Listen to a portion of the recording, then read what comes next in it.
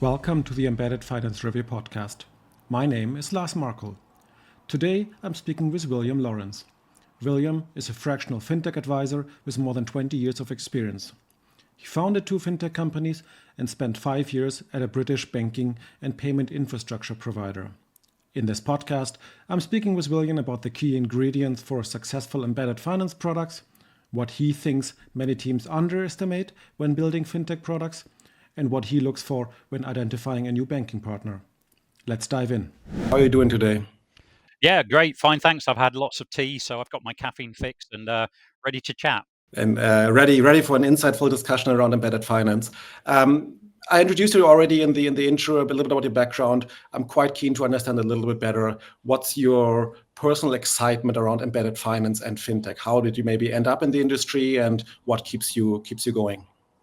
How did I end up in the industry? That part's a long story. I won't give it all of it here, but almost a fluke where fell out of a management consultancy in the dot-com bust times, and three of us thought, oh, let's do something different, let's do something innovative, and that became the genesis of the idea for a company three of us started called Exaris, which was prepay cards back in 2002 before fintech was even a word. So yeah, that was a good chunk of my career, and then it kind of, I won't give all the detail, but it extends from there.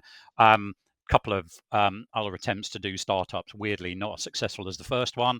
Day rate consulting in fintech, a good chunk of time at an infrastructure, payments as a service infrastructure provider, and I'm now fractional fintech consultant. So what's exciting in that, and then to your question, what's exciting in embedded finance is really those innovators, coming up with business models that are there to solve real world problems. And the world I'm in is more of the smaller fintech startups than the big corporates thinking, how can I deploy and take advantage of embedded finance in some shape or form or make more revenue. So yeah, it's that creativity. We've seen a problem in the market. We're trying to solve a real pain point and problem that's often quite human rather than just make money. And an example I'm kind of engaged with at the moment, I think from a kind of human motivations and benefits problem that I really rate is Jarvi and Tim's company called Sable, which is solving the problems of payment in the UK construction industry. So they've been hands-on. They've seen the bankruptcies, the late or the no payments. It's the worst in the UK, and probably internationally for those payment problems. And they've got some clever solutions that are just at the seed stage to solve that. That you know solve those real. My personal business has gone bankrupt. My subcontractor doing painting or whatever. So that's an example, but you see that rinse and repeat itself in many ways. And it's really when you've got that real world problem that I really like it, and I think embedded finance has its greatest value. And William, as you described it, obviously as your work as an advisor, and I'm obviously a bit kind of different background, but still work on similar projects. I guess the exciting part of that role is that you can look into very different industries. You mentioned construction industry right now. I guess that's maybe not an industry you would have looked at if there wouldn't be any kind of like embedded finance fintech use case in there. So I guess it's a lucky position as well to be able to learn and understand how certain industry work. Yeah, no, exactly. So yeah, you get this big breadth of experience, and I guess the other bit is, it's evolved from my history in fiat to more and more DeFi. So of those 4 to 6 people I'm directly helping, yeah, you've got a good spread amongst all those pieces, and some of the future looking stuff is really where I think the innovation is, because all those buzzwords, you can change the meaning of money and what you can do with it. But so yeah, anything from fiat through to stable coins through to crypto, Bitcoin related payments through to central bank digital currency. So yeah, it's quite exciting. I have to say it's a bit schizophrenic and quite a large workload. I'm definitely running all the time into the weekends to keep up, but yeah, still enjoy it. Yeah. And as you mentioned, you work with like a wide range of different companies. All of them are somehow related to fintech, obviously, or embedded finance. Maybe touching on that, do you think there's like a key ingredients for those companies, or maybe for those project at non-financial brand, what really matters for them to launch and build a successful product?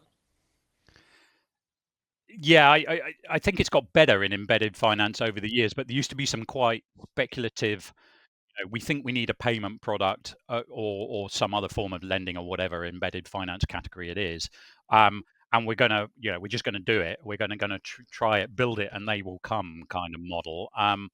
Which I think your own newsletters have talked about. I think it was a German or Austrian retailer who did something and very quickly thought that either the support dropped or they didn't back it up and they weren't getting the traction, so they gave up. Yeah, so it's an interesting balance. You've got to really kind of try and find a proper user requirement, a proper pain point, and the monetization for that. And then you've got to stick with it. That's the other point here. I'm not sure people have the patience, because to build, number one, to get to the launch point is usually, even if you're a small fintech, is 6 months to 9, let alone a larger corporate doing embedded finance. That's 12 months to 2 years. And you've got to have the patience, the management buy-in, the financial backing and all of that. So you've got to be, it's interesting, you've got to be patient and you've got to be accurate with the use case requirements, which is always easier said than done, I grant you. Makes sense. And I think the case you're referring to was the Swiss retailer Coop. Oh, I yeah. think Yeah. who launched their embedded finance.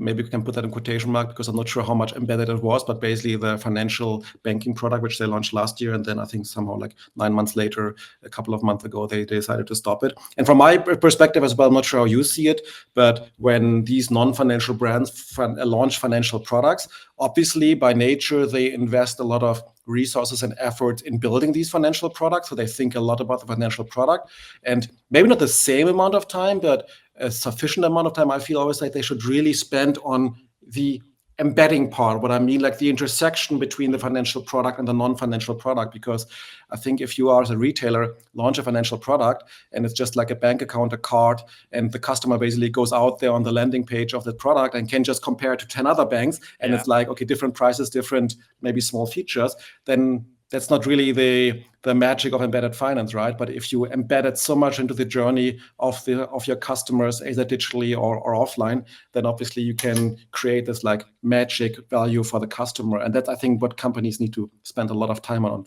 In my perspective, often missed. I'm not sure how you see that.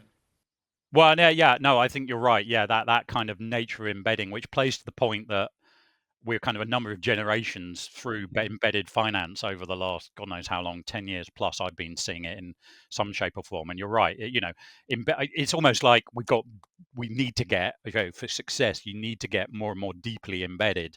And I don't know, I reckon we're on kind of, keeping it simple, iteration 4 or so of that. We've had embedded finance in the broadest sense, payments, lending, whatever, V1, V2, V3, and we're kind of at V4.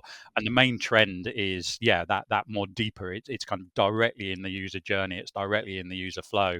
There's obvious, success examples that have been there for a few years, like consumer BNPL type providers that have gone off like a rocket, because they're right there at the point of need, and it's a very seamless, don't hop out journey to actually sign up and use that particular finance product. So that deeper and deeper and deeper, I mean, I was there, I guess I did a V1, this virtual cards, Exaris, now owned by Neem, prepaid card product, which was very much a standalone. You come and you buy it here, completely standalone. You've got a one-time or maybe multiple use virtual card, and you go shopping on the internet. And that was in 2002, when using your own card was deemed concerning. But very standalone block, and other people did similar things. And then you got a bit more embedded. That's 20 years back, but 7-8 years back, you got a bit more embedded, and you had, let's have the Sage branded account for small businesses, which was provided by a payments as a service provider, but badged up as Sage, but it was a standalone account, connected to the accounting software, yes, which was the benefit, but not much more deeply connected than that. And then, as I said, you get to another level of really there in either the SME or consumer user flow. And none of these things obviously happen in a vacuum, right? Like what you describe is actually like very much on point, that obviously back in the days you launched different products for very, very good reasons. I mean, my analogy is always in that case, like today you wouldn't launch an N26 here in Germany or a Monzo or Revolut the same way you would have done it back in the days, right? Obviously the market has changed a bit. A lot of more providers are on the market, digital banks or banks, traditional banks offer new products. So obviously maybe back in the days the embedded part was not so important, but now because all of the other kind of things have become standard, now you basically have to think about these things, and if you don't deliver them, then obviously it's a tough challenge for you. Well, yeah, there's that. Yeah, but there's also obviously there's the funding environment too. Don't forget that. I mean, new neobank I have actually seen some, and they're clever, but they're very niche. New consumer-centric neobank propositions are, yeah, hard to get funded. That whole customer acquisition block you've got to invest. And however, I've seen some niche ones. Like there's a great idea that's done its seed round, and is starting to scale. Science Card, which is it's currently a UK centric proposition, but it's got that bit about funding scientific research into key human challenges and so on. And then there are others who have particular, I guess it's cultural groups or motivations for their consumers. And I think whilst I don't imagine they'll get huge scale, but they're going to work. But you could also argue that some of them, I mean, I'm not sure, but maybe not so much about Science Card. I know them as well, or maybe there are as well, which I'm not aware of. But maybe for some of the other, let's say, cultural groups targeting, obviously you can start with a neobank with a very much like fintech product, but there might be also very often opportunities outside of the fintech bubble that you can do for that community, which again might translate into an embedded finance use case where you combine financial product with non-financial product. You just happen to start with the financial product and not with the non-financial product, right? That's true. Yeah, go one way or the other. Yes, effectively. And in our little chat before we started the recording, you also spoke a little bit about the different projects you're working on, and obviously you mentioned also you're talking to a lot of people in the network around their ideas to launch something, to build something. I'm quite keen to understand, and obviously I have my own opinion about that as well. But like from your view, which might be a bit more in the UK, is do you see like teams who are getting started either with a new fintech startup or maybe with a new financial product inside an existing company? Is there something that you, from your perspective, from your experience, these teams worry too much about? And then second question, is there something that they don't worry enough about? Quite keen to dive a little bit into these two areas. Maybe we start with the first one. What's something that you hear from founders where they worry a lot about, where you kind of think like it's not as important as you think? Well, yeah, that's a good point. I mean, maybe it's a more general business point, but it is admittedly slightly contrary to what I said earlier. They probably worry too much about their market potential, and it's interesting. What do you call it? Balancing act, because on the one hand you have to answer to your investors and show them the hype in the world, and this is what my strategy is 5 years down the line, and on the other, you know, you don't know. You don't know what you don't know. You've just got to get to market, the usual lean stuff. Pivot and learn, pivot and learn, pivot and learn, and there'll always be 3 or 4 of those in any kind of early stage fintech cycle I've seen. So yeah, that market potential and thinking it through too deeply. Yeah, I know you need to evidence it for yourself and the people who are paying for it to happen, but at a point you just got to let it run and see what the hell happens. Um, and the other bit that's kind of interconnected is the whole time to market. Everybody typically thinks they can do it quicker than they actually can. And when I say this is because you've got some form of payment partner, whether accounts or cards or whatever particular feature it is, and they, even with the best will in the world, and everybody loves each other and the contract's easy, they take months and months and months, if not longer, to get live. So people think, oh yeah, I'll get this. I've signed my deal even with the chosen partner. I am going to get live in 8 weeks. I have actually seen that happen, but that's maybe 1 in 40.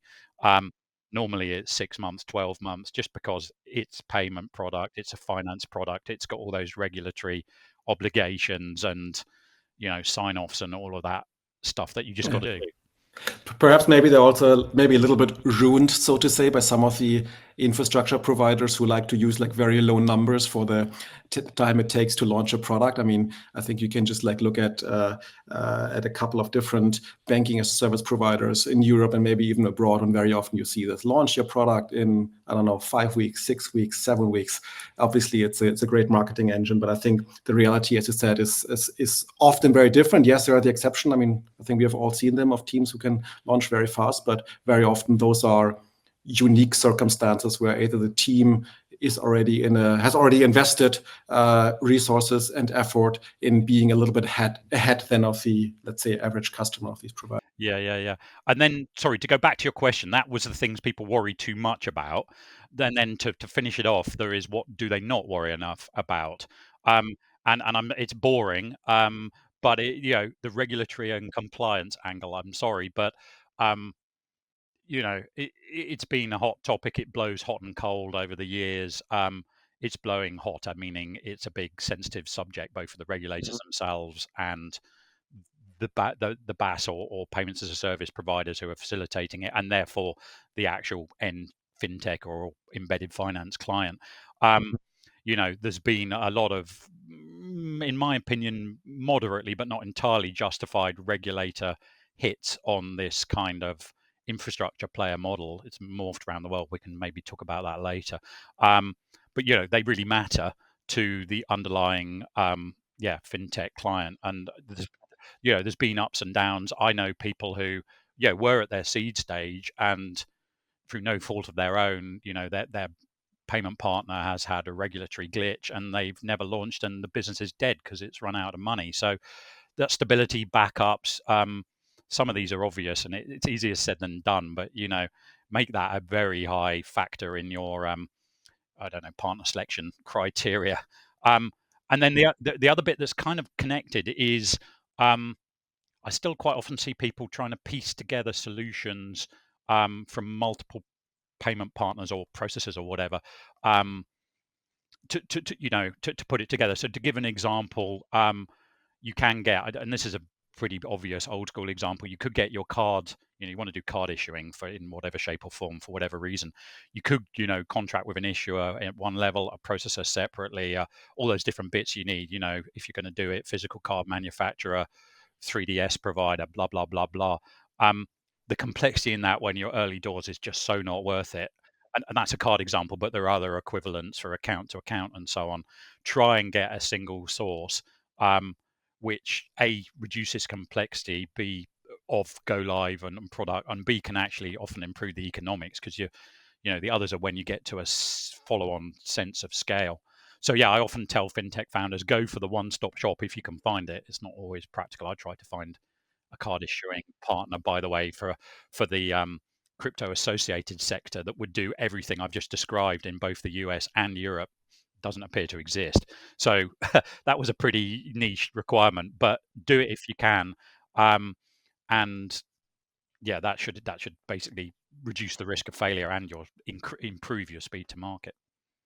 I have 2 points. I mean, like actually 1 point each for the two different areas that you mentioned, or kind of follow-up questions. First one, you mentioned compliance, and it's kind of the obvious, non-obvious one, depending on what your exposure is to the industry and your experience. Obviously, there are different infrastructure provider on the market, and it depends also on the financial product you want to launch. But maybe let's take again the banking as a service provider example. And obviously by now there are quite a few providers who more or less position themselves as saying, you work with us and we take care of all of that, and you don't need to be exposed to, you don't need to understand how the compliance work because we take care of it, right?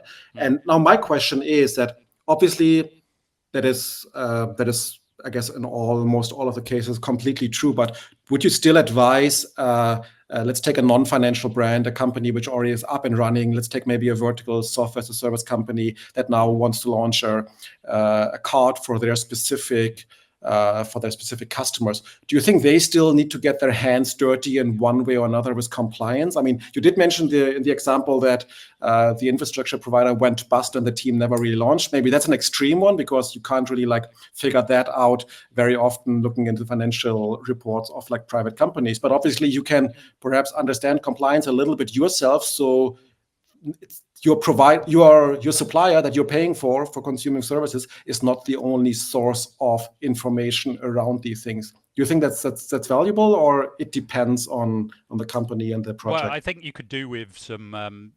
First of all, if you're not experienced in that compliance bit, you need to get educated. Obviously there's your good newsletter, other things that often touch on the compliance angle, or you can, hey, advertising myself, you can employ somebody like me for a couple of days to do it. And seriously though, that payment partner selection of which how the compliance is going to split between you and your partner, is something that's I'm always coming up against. I probably do 3 or 4 of these a year for different partners with slightly different, sorry, to different clients with slightly different target sets of payment partners, often payments as a service or banking as a service. But yeah, so you need to know enough to ask the right questions. I suppose that's the first point, very basic. Then it kind of depends what aspirations and what the nature of your product is, how deep you're going to have to get into compliance on your own side. And just to spell that out for those who are not fully up to speed on the market, you've got 2 categories of either payments as a service or particularly actually banking as a service players. Some of them will, in some shape or form, fundamentally let you get hands-on with the compliance.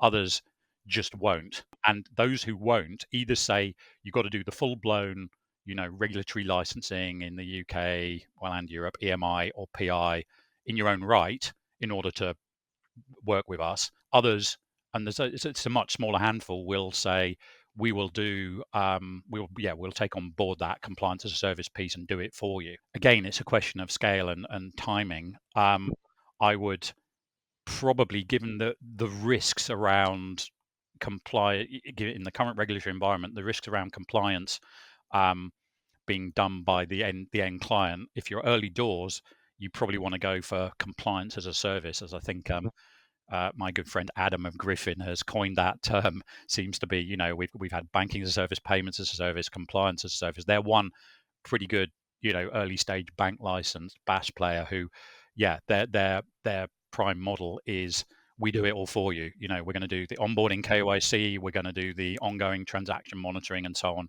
and we're going to charge for it, but perfectly reasonable numbers, because that otherwise you'd carry that can with human and tool operations on your own side, one way or another.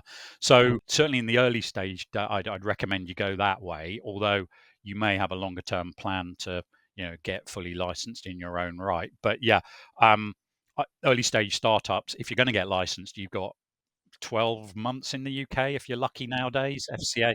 Yeah, well, I've seen people do it in being an EMI license in 6 or 7 months, or others taking 18 plus. But the point is, your fastest time to market and your easiest entry and the least number of internal resources compliance world you're going to need is go with someone who does it for you, basically. And then you work through, and as you're growing out, you might want to bring it in house. But yeah, that's the story. But if you're bigger, what do you call it, high street retailer or equivalent brand, let's call it, you may not want to do that. There may be other reasons you never want to get compliance in house. I'm still going to follow up with my second point about the other answer. But before that, because we're speaking now so much about compliance, we obviously, maybe not everybody, but obviously there have been some development in the compliance world, both in the US, the United States, but also here in Europe, in the UK, and maybe also in other markets. Not speaking about maybe specific cases, but are you in a way, let's say, worried that there might be some changes from regulators coming that makes it harder for embedded finance / fintech products? Or are you optimistic that we are so far ahead already of these products and regulators understand their value that they're not going to maybe be too aggressive in introducing new regulations? Well, I suppose high level, it depends which geography you're talking about. First of all, I know the issue you're talking about, and this was typically effectively banking as a service propositions where in some way or form the bank had delegated, whoever it was, had delegated compliance oversight down a level to the end client. And then ultimately something happens or the regulator isn't happy and there isn't enough oversight and there's money laundering or fraud risks.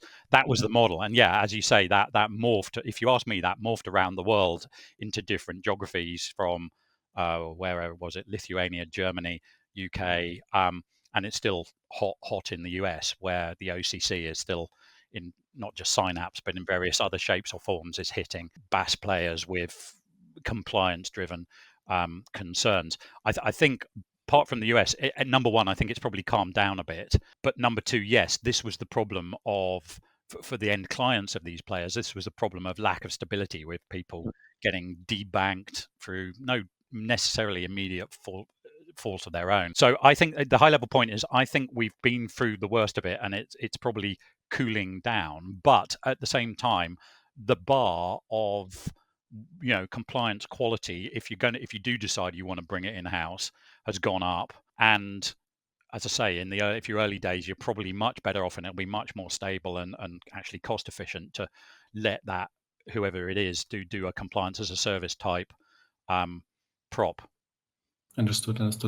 And now, finally, coming to my point about your second point, that what you mentioned, like, don't worry enough about, is in the way that, like, too many of the companies you are seeing trying to get the best product and kind of like trying to put it together from various providers, where you say maybe not all the times, but very often, like, one-stop shop is a better solution. So maybe not so much of a question, but more like also like an experience from my end, where I think it's quite natural, but maybe something which should be avoided, at least in ways, that these people very often try to build the perfect product from day one and immediately worry about a lot of things that I would say this is a problem for like step 5 or 6. Right now, you're trying to solve step 1. And you can have a perfect product at step 5, but if you fail at step 1 or 2, you will never get to 5. So obviously you should, what is this Mike Tyson's quote? Like, you should have a plan. Everyone has a plan until they get punched in the mouth. And obviously, as I said, right now, you can maybe not build the product from step 5. Maybe you should still think about what your potential ways are, but maybe not trying to build too much that is, let's say, a challenge for the future and not so much a challenge of today. Because at the end of it, you might not even get there if you build a good product today. Yeah, no, I agree. That whole, I'm not. How much do you think, though, that is kind of embedded finance related, or more frankly, a general comment on, early stage tech startups? Product life cycle, basically. Inventors and early founders are obviously great, clever people, and they've got this huge vision, and they often they want to try and deliver it all at once, and you're never going to achieve it. But I'm not sure well, it is and isn't finance industry specific, because you get the world domination pitches and so on. And my kind of high level feedback to often pro bono to founders, when we just have an hour or two of chat, is you've got such limited resources that you can kind of go broad and shallow, like you're saying, world domination, too many features all at once, or whatever it is, product step 5, or you can go narrow and deep. And you're always better, go narrow and deep. Just try and deliver real traction, and not just vision, but reality and revenue reality. Narrow. And again, with some of the people I've worked for before, I've seen that over the years, where, I mean, it wasn't necessarily the payment product, it was the industry verticals they were trying to sell it to. And they might have 5 or 6 one year, and then not really got enough, even though they are Series B plus, haven't got enough resources to double down and really specialize the product and the sales process in a given vertical. So that particular company, 1 year, 1 year to next, the number of verticals came down a bit, and then the following year it came down a bit more, and then it really started to work. Rinse and repeat the whole, in that case, infrastructure payment sale. Gets more efficient. Yeah, I guess to your previous question, is this like an embedded finance fintech specific advice, or maybe product in general? I mean, I guess it's an embedded finance podcast, so we're trying to focus on those problems. I guess I'm trying to. You can probably apply it. You can apply it as almost everything else. Take knowledge from one specific area and apply it to something else. Yeah. And William, we spoke already about a couple of times about like different infrastructure providers, and maybe not looking at a specific provider, but because you have spent so much time in this industry and also specifically spent time on the infrastructure provider side, what have you seen like the changes in the last couple of years in the industry? Maybe more focus on like banking as a service, payment as a service, and in addition to that, what other kind of expectations do you have for further changes that these providers or this landscape will go through? Because at the end of it, they're obviously just like one part of the a product at the end of it. There's always the customer who leverages them, but obviously the infrastructure providers and their abilities impact the customer experience quite a bit. In my mind, there are two categories of these infrastructure providers, pretty clear cut by their regulation. So we've got the EMIs, who can't call themselves a bank, and hence we're using the term payments as a service providers. And then we got the banks, who obviously are bank regulated. They can call themselves true banking as a service providers. To me, that's the point. There are two very distinct categories in my mind, and I think the first wave of innovation, including some of the people I and you have worked for, was in that kind of independent-ish, tech startup or scale-up EMI world, and they were great solutions, and they've got good traction. Some of them have got really high revenues, have got to break even, all those good investor things. But we then had bank license players come in, and there are two categories of those. There are, the old school, effectively high street retail banks in the UK, and this is all UK centric, of course, who are offering banking as a service props with various targets and niches and so on. And then there was a kind of wave of newer entrants with bank licenses. I mentioned Griffin before, who I think just recently, you covered it actually, have gone from Foundations program. One of my companies was actually in that, to full public, come and buy it launch. But there are others out there who are kind of coming in this banking as a service direction, like the Bank of London. They started as direct, we're a bank to SMEs. And of course, there's been, I think they're the granddaddy in the UK, Clearbank, who, brilliant volume growth and profitability and all that good stuff. So you've got these categories to pick from. And actually, in my partner selection processes, we're trending towards the bank licensed. And then it boils down to what I said earlier, where do we want the compliance in-house? Are we building for that? Have we got a license, or is that in the plan? Versus, we don't want to have to deal with that. We want to get to market quick. So you then get that very narrow set of people who are doing the compliance bit we talked about before. And maybe you can elaborate a little bit, like what is specifically from your point of view the preference for a bank player, a player with a bank license? I mean, I would imagine this could be a feature set where obviously a bank can provide lending features and maybe other product offerings that an EMI cannot. On the other hand, it could also be that obviously a bank license player is more independent, as an EMI always needs a fully regulated bank as one of their providers, which obviously results in the fact that an EMI is probably a little bit more dependent on other providers than, for example, a bank. Or maybe there's a complete other reason. Like, what is maybe it's a mix of all those things, but what is, from your point of view, the preference for a bank license over an EMI? That's quite a complex. Yeah, we need to break that down in there. So you might need to remind me. I think so. Just to reiterate for those again who are newer, EMIs have to store the underlying client funds somewhere, and they do that at a bank. So they have a client fund, one or more client fund safeguarding banks, and if they're really deeply plumbed into the payment systems, direct access in the UK, you can't actually do it in Europe yet, but you might actually have some accounts at the Bank of England, the central bank. So it's weird. You're kind of, on the one hand, you're reliant on other commercial banks. At the other, you may have some access at least to hold those funds at the Bank of England. So that's one side. And then, of course, the pure banks, you remove that layer of abstraction and you're holding those funds. They are typically, client funds have to be in high quality liquid assets. They're frankly held at the Bank of England by that bank as well. So is there really any difference? Not sure.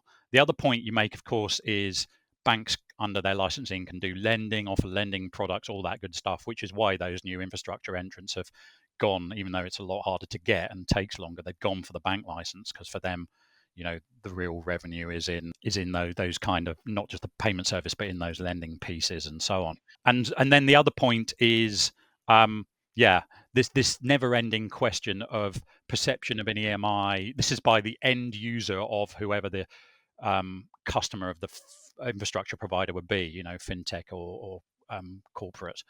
Where are my funds held was a question I have seen all over the place. And it's a bit unfair on the EMIs, because they can't lend, and they have to have 100% client funds safeguarded all the time.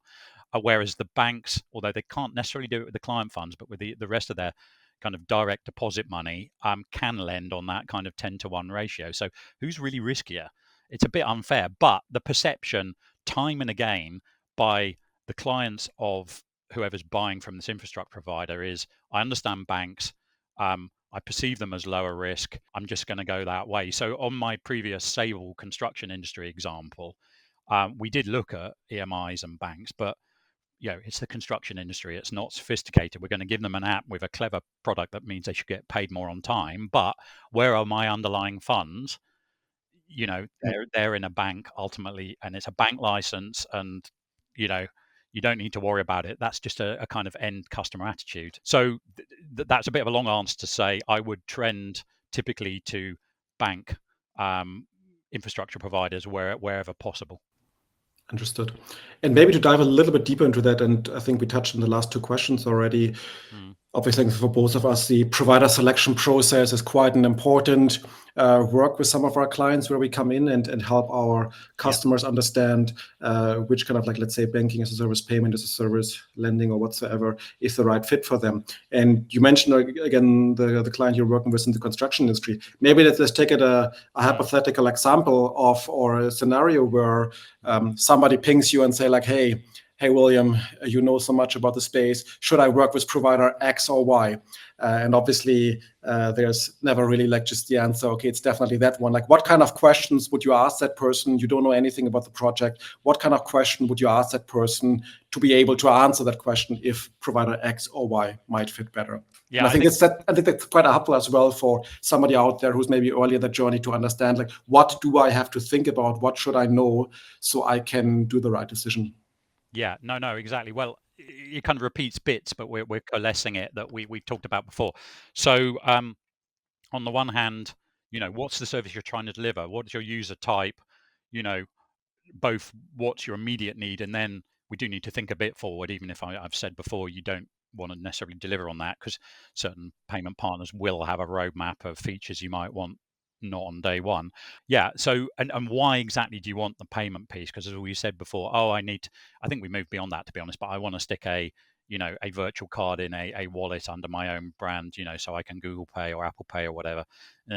Is that really going to get any traction? And so, you've got to get a bit of a deeper kind of business logic and embedded finance special sauce. Geographies is a key point, of course. Whilst I'm UK and to a lesser degree Europe, you have got where am I going in the future? Because a few of these European players are actually, particularly the US is the obvious one, are um, have got even their bank licenses. Banking Circle's done that and is in rollout phase, and others are, I think, of the larger banking license BaaS players are going in that direction. So you've got things like that about, wouldn't it be great if we've got a roadmap to the US to grow together, and once we go beyond this side of the pond, stay with similar relationship that you built over there. So you got that question, and then I suppose there's that key question about what is your long-term story in terms of licensing and so on, because you can either you can do this lightweight launch with certain partners, you just can't do it with others, and frankly the majority you can't really do it.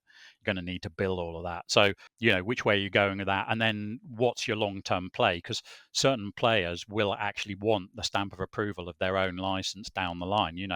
I'm regulated in my own right for payments institution or lending or whatever it may be. That may be in the journey. So how do you get there? Those would be my headlines. And then you often have a kind of slight trade-off between your financial elements in doing a deal, upfronts versus ongoing minimas, all of these bit where there are trade-offs and pros and cons of the different players, basically. And that's a good comment you made at the very end.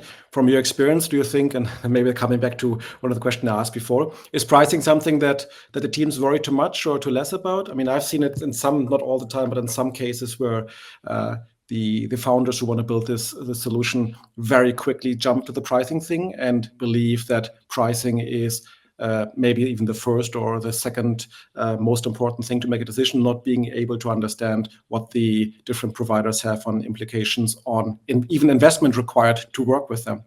So what's your view on that? So do founders worry too much about pricing? Probably yes. And I don't think it should be the top of the scorecard which has 5 or 6 elements in it and lots of levels of detail, and you weight it in. The other point, though, is interestingly, I'm not convinced pricing is really radically different between these providers. I've seen it so many times where your RFP or your mini RFP, and you've sent it to 5, 6 of EMIs, bank license, whatever, and there's variation on a theme, but it's all within 10-20% of each other, really. Perhaps the biggest element, incidentally, is how many years you're going to have minimum commitment. Hopefully you're above the minimum, but you're going to sign up to. So what's your minimum commitment? That can vary quite a lot, but the actual transactional elements are always much of a muchness. So yeah, you can easily worry too much about it. And financial stability, compliance stability and reputation, those things I've been banging on about, are going to be more priority. I guess it comes back to that as well, that especially for teams and leaders that maybe even non-financial brands who don't know so much about financial services, have not built these products, pricing is something they can very easily relate to and have dealt with before. So it's something they very quickly jump to, whereas maybe some other things are being left out because what you don't know, right? William, Yeah. I enjoy chatting with you on this podcast, obviously, but also all the time we catch up on different things. Always happy to have you as a sounding board or share experience and learning. So I think I got a lot of very interesting thoughts and inputs from there, and I'm sure the listeners out there as well. If there's somebody out there who wants to pick you up on maybe something you said or have a deeper discussion, what's the best way to get in touch with you? I think probably it's the usual LinkedIn story. I'm there. I look at all LinkedIn Connect requests, or obviously you can ping me direct email. It's just the easiest way to do it. And yeah, I always love, that's what I do. Have a couple of free chats, and more than that, figure out a relationship, and are we going to do something together? So yeah, come find me for friendly advice on LinkedIn, I think, is the summary. Great. I think that so far every podcast guest had the same thing. LinkedIn is the best way to reach out. So yeah, if you have a question for William, you can find them on LinkedIn. So yeah, thanks, William, and until next time. Thanks. Bye. Thanks for listening. For more episodes, content, and our weekly newsletter, please visit embeddedfinancereview.com. Until next time.